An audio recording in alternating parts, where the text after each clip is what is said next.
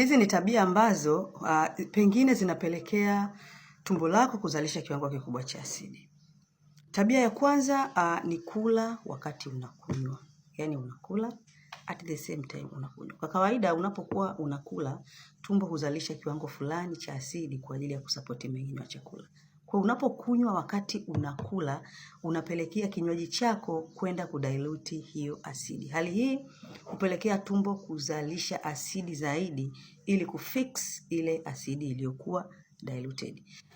Na hii tabia ikiendelea kuwepo mara kwa mara, huenda ikasababisha tumbo lako kuzalisha kiwango kikubwa cha asidi kila mara linapotakiwa kufanya hivyo.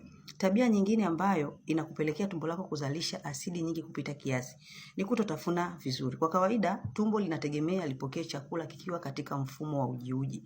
Na wewe unatafuna chakula mara mbili unapeleka tumboni. Then unaenda kulipa tumbo kazi ya meno, na kwa kawaida tumbo halina meno. Hali hii hupelekea sasa tumbo lako lizalishe kiwango kikubwa cha asidi ili kwenda kuvunja kile chakula kilichoingia kikiwa kizima.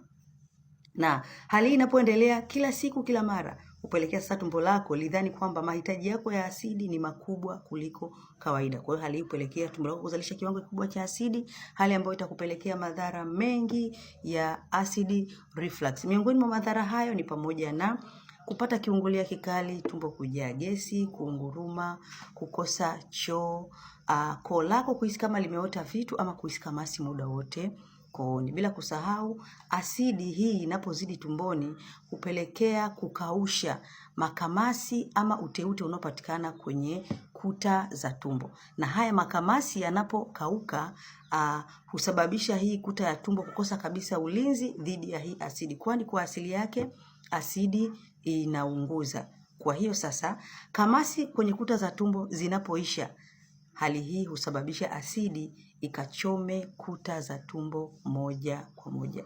Na majeraha yatakayopatikana hapa ndiyo vidonda vya tumbo. So, ili uweze kutibia hii hali, lazima uhakikishe unatibu vidonda, unarekebisha mfumo wa mmeng'enyo wa chakula, unaacha hizi tabia mbaya wakati wa chakula ambazo zitakupelekea moja kwa moja kwenye hatari ya kupata vidonda vya tumbo. Kwa changamoto ya vidonda vya tumbo, karibu sana Magida Herbal Care. Tunapatikana Mlandizi Kibaha, stendi ya Mbezi Mlandizi. Almaarufu panaitwa Kariakoo ndogo. Magida Herbal Care, afya yako ndiyo kipaumbele chetu.